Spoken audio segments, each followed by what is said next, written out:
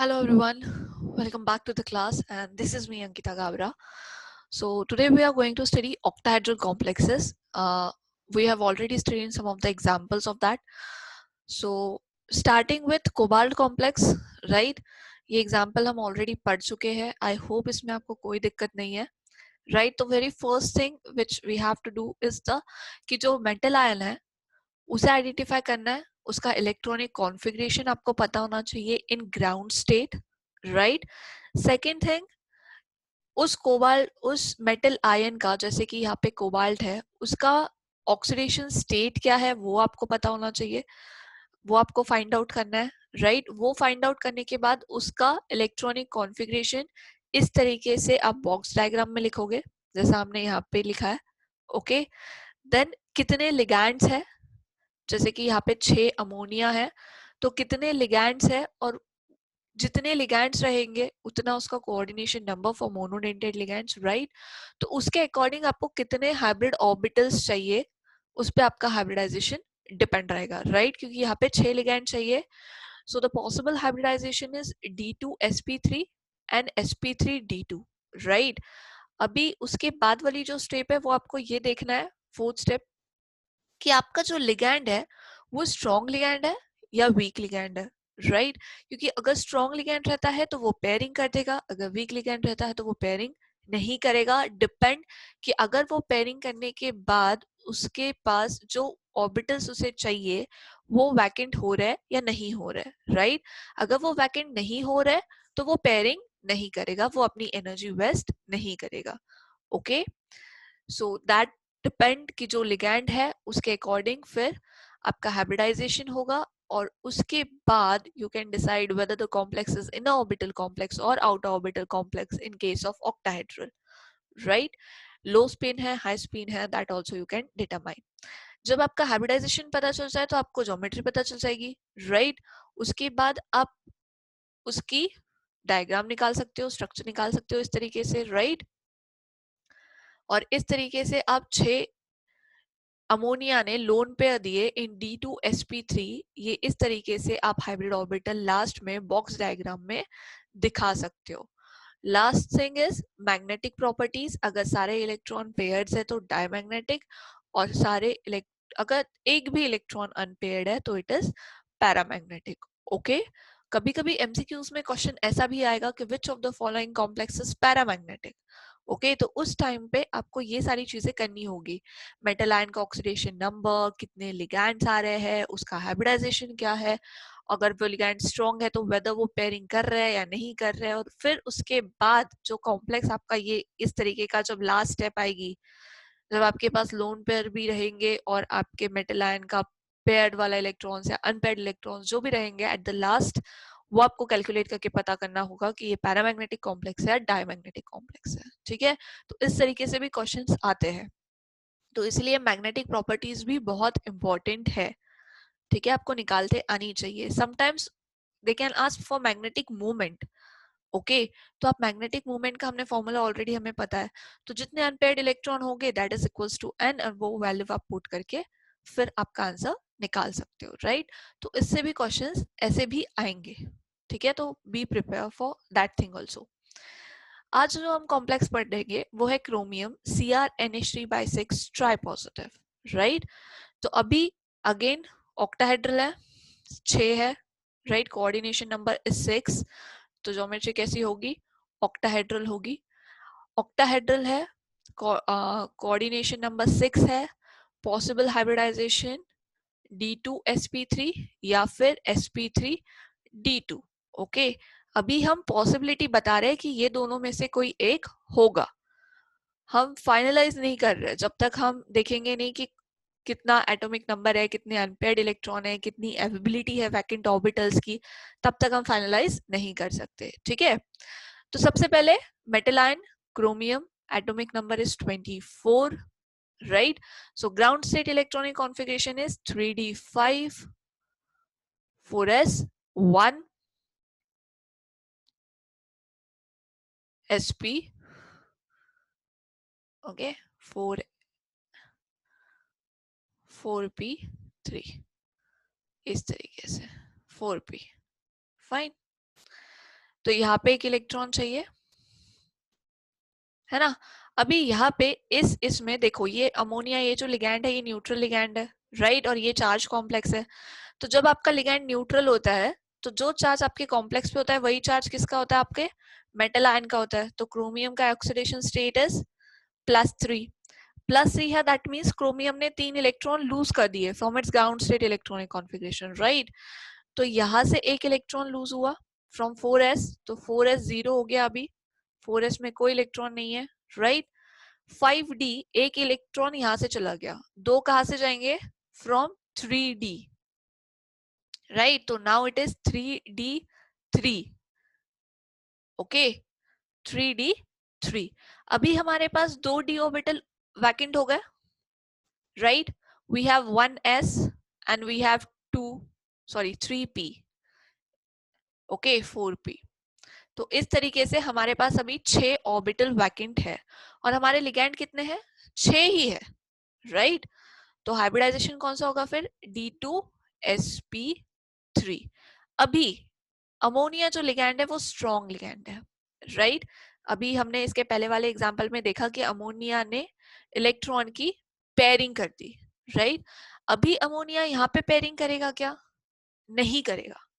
क्यों नहीं करेगा, क्योंकि उसको वो पेयरिंग कब करता, जब ये दो डी ऑर्बिटल वैकेंट नहीं रहते।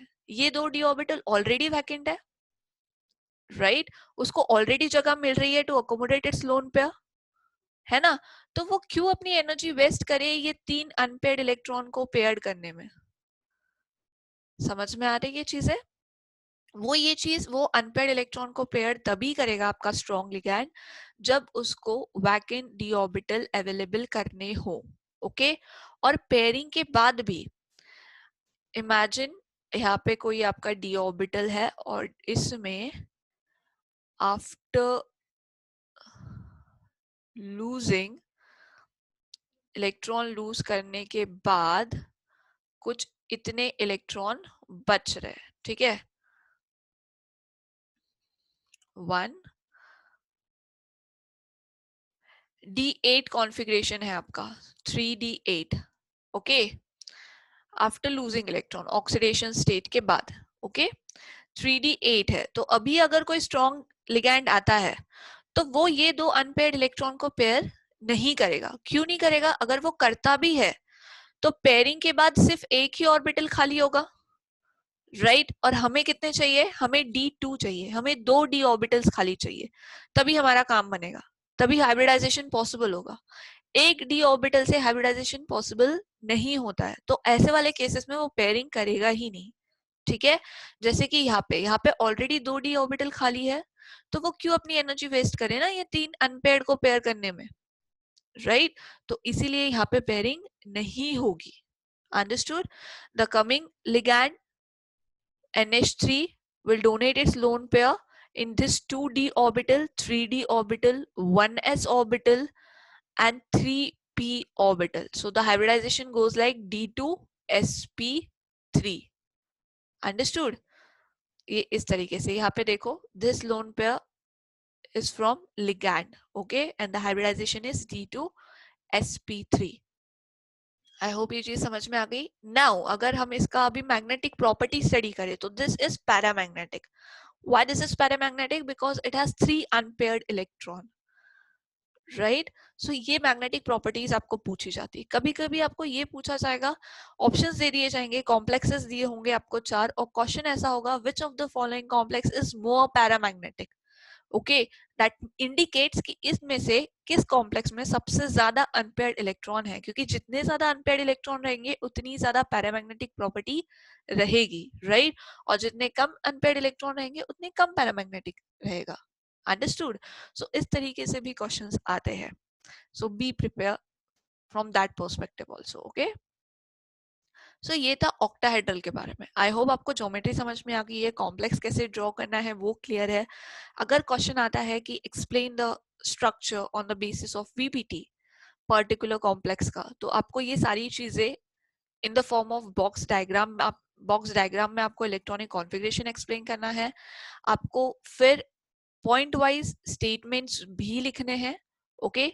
पॉइंट वाइज आपको स्टेटमेंट्स भी लिखने होते हैं सारे, तो वो भी आपको करना पड़ेगा, प्रैक्टिस उसकी भी रखना। ओके, ऐसा नहीं होगा कि अगर कोई कॉम्प्लेक्स पूछा और आपने ये 4 लिख दिए तो आपको मार्क्स, फुल मार्क्स मिल जाएंगे, नहीं, आपको स्टेटमेंट्स भी लिखने पड़ेंगे, आपको मैग्नेटिक प्रॉपर्टीज भी बतानी पड़ेगी, आपको स्ट्रक्चर्स भी ड्रॉ करनी पड़ेगी। ओके, एंड सारे पॉइंट वाइज लिखना होगा आपको।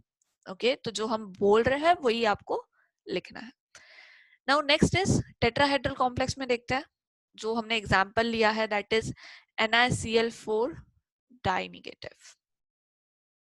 ओके, सो अभी हम देखते हैं निकेल। मेटल आयन कौन सा है हमारा? निकेल है। निकेल का ग्राउंड स्टेट इलेक्ट्रॉनिक कॉन्फ़िगरेशन होता है 28। ओके, तो अभी 28 है, तो कॉन्फ़िगरेशन कैसा होगा, इलेक्ट्रॉनिक कॉन्फ़िगरेशन कैसा जाएगा? 3d8 4s2 4p0, right? तो 4s में 2 इलेक्ट्रॉन रहेंगे। निकेल ग्राउंड स्टेट में, इस कॉम्प्लेक्स में जो निकेल है वो +2 ऑक्सीडेशन स्टेट में है, राइट? दैट मींस उसने 2 इलेक्ट्रॉन लूज किए। You have to write all this things in statements. Okay, तो 2 इलेक्ट्रॉन लूज कर दिए, दिस 2 इलेक्ट्रॉन कहां से जाएंगे? फ्रॉम 4s, तो 4s अभी हमारा हो गया 0। ओके, 4s इज 0, तो 3d8 वैसा की वैसा ही रहेगा। Okay, no change in that. Great. Next is, अभी हमें देखना है कितने लिगैंड्स है। कितने लिगैंड्स है? 4 लिगैंड्स है, राइट? 4 लिगैंड्स है, that means coordination number, monodentate ligand है, coordination number is 4। Coordination number 4 है, दैट इंडिकेट्स हमें कितने हाइब्रिड ऑर्बिटल चाहिए? 4 हाइब्रिड ऑर्बिटल्स हमें चाहिए, राइट? अगर 4 हाइब्रिड ऑर्बिटल्स हमें चाहिए, दैट मींस हाइब्रिडाइजेशन कौन सी होगी? एक तो sp3 होगी या dsp2 होगी, राइट? sp3 अगर होती है तो ज्योमेट्री केस कौन सी होगी? टेट्राहेड्रल होगी। और dsp2 होती है तो ज्योमेट्री कैसी होगी? स्क्वायर प्लेनर होगी, राइट? तो अभी हमें देखना है कि हाइब्रिडाइजेशन कौन सा है। तो कौन से लिगैंड्स आ रहे हैं? Cl, chloro. ओके, 4 आ रहा है। Chloro, chloro is a weak ligand, Cl is a weak ligand, ठीक है? तो ये पेयरिंग नहीं करेगा। अगर ये पेयरिंग नहीं करेगा तो ये 2 अनपेयर्ड इलेक्ट्रॉन अनपेयर्ड ही रहेंगे, लाइक दिस, राइट? क्योंकि अगर ये स्ट्रॉन्ग लिगैंड रहता और इसने पेयरिंग कर दी रहती तो हमें एक डी ऑर्बिटल खाली मिल जाता, तो we can go for dsp2, but ऐसा नहीं है, राइट? ये नहीं करेगा पेयर्ड, और हमें 2 अनपेयर्ड इलेक्ट्रॉन वैसे की वैसे डी ऑर्बिटल्स में रहेंगे, राइट? सो फिर कमिंग, आपका कमिंग लिगैंड जो है वो अपने 4 लोन पेयर किधर डोनेट करेगा? It will donate its lone pair to 1s orbital here and 3p orbitals in this way. तो hybridization हो गया आपका sp3, so 4 pairs of electron from Cl negative ions in this way. okay, और 2 unpaired ही रहेंगे इस तरीके से। I hope these things are clear to everyone. अभी sp3 hybridization है, right? तो ज्योमेट्री कौन सी होगी? टेट्राहेड्रल होगी। ओके, तो स्ट्रक्चर कैसा होगा? कुछ इस तरीके से स्ट्रक्चर होगा। यहाँ पे आएगा आपका Cl, यहाँ पे आएगा आपका Cl, यहाँ पे आएगा Cl, और यहाँ पे आएगा Cl, right? In this way. तो ये हो गया आपका टेट्राहेड्रल। अंडरस्टूड? सो इस तरीके से आपको स्ट्रक्चर्स भी ड्रॉ करने होते हैं। ओके, इसीलिए बोल रही हूँ ज्योमेट्री इंपॉर्टेंट है, पैरामैग्नेटिक कैरेक्टर भी इंपॉर्टेंट है, ठीक है? अभी 2 अनपेयर्ड इलेक्ट्रॉन है in nickel, so it is paramagnetic, it is not diamagnetic. Understood? So this is, ये इफेक्ट हो जाता है जब आपका कॉम्प्लेक्स में वीक लिगैंड और स्ट्रॉन्ग लिगैंड्स होते हैं। Okay, so this thing you have to keep in mind. Inner orbital, outer orbital जो है वो कॉम्प्लेक्सेस सिर्फ किसके लिए? ऑक्टाहेड्रल के लिए ही हम बोलेंगे, क्योंकि वहां पे इनर डी ऑर्बिटल और आउटर डी ऑर्बिटल इन्वॉल्व होते हैं। टेट्राहेड्रल के केस में तो डी ऑर्बिटल होता ही नहीं है, right? It is only sp3, तो यहाँ पे कोई inner orbital complex, outer orbital complex नहीं होता। अंडरस्टूड? चलो, next is square planar complex. अभी जो स्क्वायर प्लेनर कॉम्प्लेक्स है, मतलब ज्योमेट्री स्क्वायर प्लेनर होगी, राइट। हाइब्रिडाइजेशन कौन सा होगा स्क्वायर प्लेनर ज्योमेट्री के लिए? DsP2 होगा। ओके, निकेल है, जो एग्जांपल हम ले रहे हैं that is nickel CN/4 di negative. Okay, तो अभी निकेल है, अगेन 3D8 4s2, राइट। इस कॉम्प्लेक्स में nickel is in +2 oxidation state, आप निकाल सकते हो निकेल का oxidation state, it is in +2, right. तो यहाँ से दो 4s में से 2 इलेक्ट्रॉन लूज हो जाएंगे, तो 4s 0 और 3D8 as it is, right. Now Cn जो है it is strong ligand, Cn is strong ligand, तो ये क्या करेगा, ये 2 इलेक्ट्रॉन को पेयर कर देगा। जब ये 2 अनपेयर्ड इलेक्ट्रॉन पेयर हो जाएंगे, तो ये देखो ये वाला यहाँ पे आ गया, तो ये देखो ये पेयरिंग हो गई इस तरीके से, और पहले के 3 तो पेयर्ड ही थे, और ये एक डी ऑर्बिटल वैकेंट हो गया।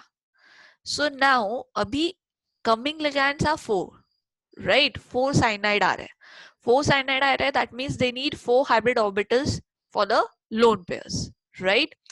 सो अभी उनके जो 4 हाइब्रिड ऑर्बिटल्स रहेंगे that will be 1d 1s and 2p, right. तो हाइब्रिडाइजेशन कैसा होगा? DsP2। तो लोन पेयर ये वाली एक in d orbital, this another one coming from cyanide ligand is in s orbital and remaining 2 is in p orbital। तो इस तरीके से ये हो गई 4 pairs of electron from 4 cyanide groups। Okay, अभी ये जो कॉम्प्लेक्स है ये कैसा हो गया? लो स्पिन कॉम्प्लेक्स, क्योंकि इसने क्या कर दिया? पेयरिंग कर दिया, सारे इलेक्ट्रॉन पेयर हो गए। अभी देखो यहाँ पे कोई भी इलेक्ट्रॉन अनपेयर्ड है क्या? नहीं है, तो ये कौन सा कॉम्प्लेक्स हो गया? ये हो गया डायमैग्नेटिक कॉम्प्लेक्स। तो इस तरीके से आपको मैग्नेटिक प्रॉपर्टीज भी पता होनी चाहिए, ओके, कैलकुलेट करते आनी चाहिए आपको मैग्नेटिक प्रॉपर्टीज। तो अभी स्ट्रक्चर अगर हम निकाले तो कैसा होगा? स्क्वायर प्लेनर है, ठीक है। ज्योमेट्री याद रखना, हाइब्रिडाइजेशन से आपको ज्योमेट्री याद रखनी होती है, ओके। तो यहाँ पे आ जाएगा आपका Cn, यहाँ पे आ जाएगा आपका Cn, here it is Cn and here it is Cn, right. तो इस तरीके से हो गया आपका square planar geometry of complex NiCN। कभी कभी ऐसे भी क्वेश्चंस आ जाते हैं कि which of the following complex है स्क्वायर प्लेनर ज्योमेट्री, तो आपको फिर कॉम्प्लेक्स देखना पड़ेगा, उसकी हाइब्रिडाइजेशन चेक करनी पड़ेगी, and then you can determine according to the hybridization कि उसकी ज्योमेट्री क्या होगी, ठीक है। तो क्वेश्चन ऐसे भी आते हैं, या फिर कॉम्प्लेक्स दिया जाएगा और पूछा जाएगा कि इसकी ज्योमेट्री बताओ, ऑप्शंस होंगे tetrahedral, square planar, octahedral, anything, okay, trigonal, bipyramidal, इस तरीके से ऑप्शन होंगे। तो आपको पता होना चाहिए कि क्या हो रहा है, अंडरस्टूड। ये सारी चीज आपको खुद से करते आनी चाहिए। तो यही चीज, यही एग्जांपल मैंने बताया था आपको अभी, कि अगर यहाँ पे कंसिडर 6 लिगैंड रहते, 6 साइनाइड रहते, ठीक है, NiCN/6 अगर रहता तो क्या होता? तो ये साइनाइड दो इट इज स्ट्रॉन्ग लिगैंड और यहाँ पे ये पेयर कर रहा है, बट तब ये पेयर नहीं करते क्योंकि इसको कितने चाहिए? 6 वैकेंट चाहिए, और पेयरिंग करने के बाद इसको यहाँ पे कितना वैकेंट मिल रहा था? एक ही डी ऑर्बिटल वैकेंट हो रहा था, जो किसी काम का नहीं था, राइट। क्योंकि हमको कितने चाहिए थे? 2 डी ऑर्बिटल वैकेंट चाहिए फॉर ऑक्टाहेड्रल ज्योमेट्री, राइट। क्योंकि हाइब्रिडाइजेशन कौन सा होगा? एक तो D2sp3 होगा या फिर sp3d2 होगा।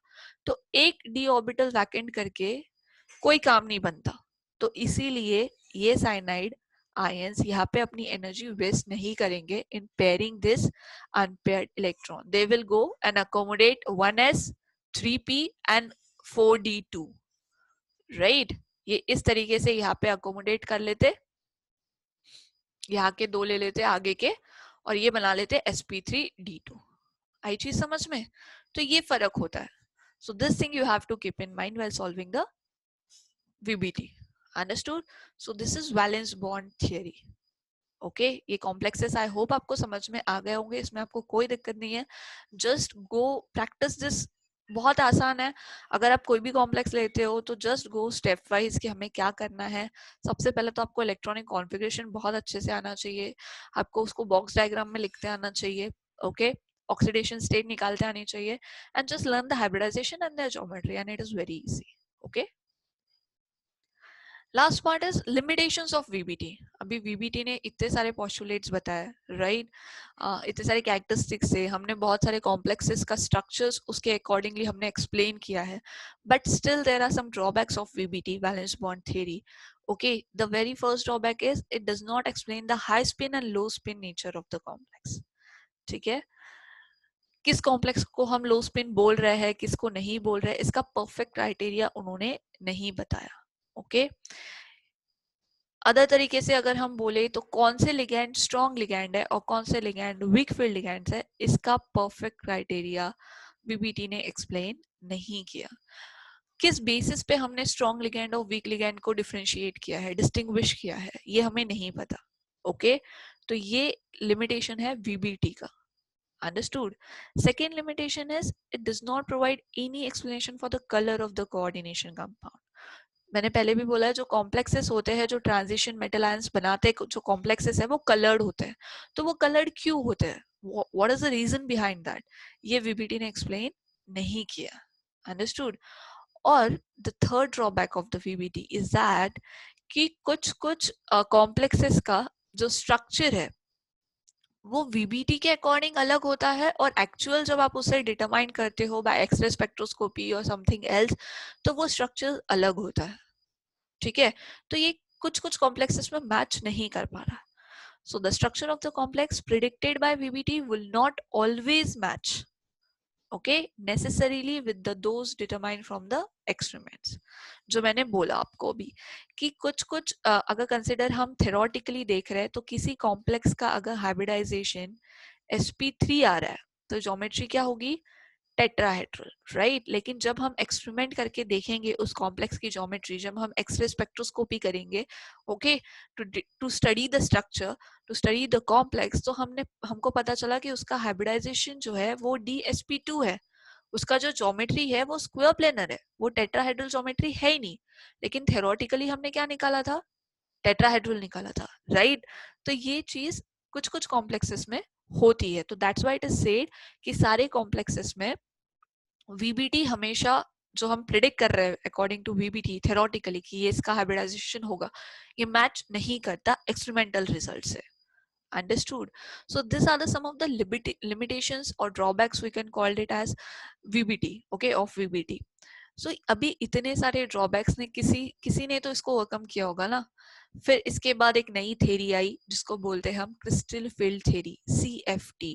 ओके, CFT एक नई थ्योरी आई थी जिसने VBT के सारे ड्रॉबैक्स एक्सप्लेन किए। उसने बताया स्ट्रॉन्ग लिगैंड कौन से होते हैं, वीक लिगैंड कौन से होते हैं, कंपाउंड कलर्ड क्यों होते हैं, okay, and why this is not there, कि ये मैच क्यों नहीं हो रहे। Okay, so this limitations are overcome by CFT, crystal field theory.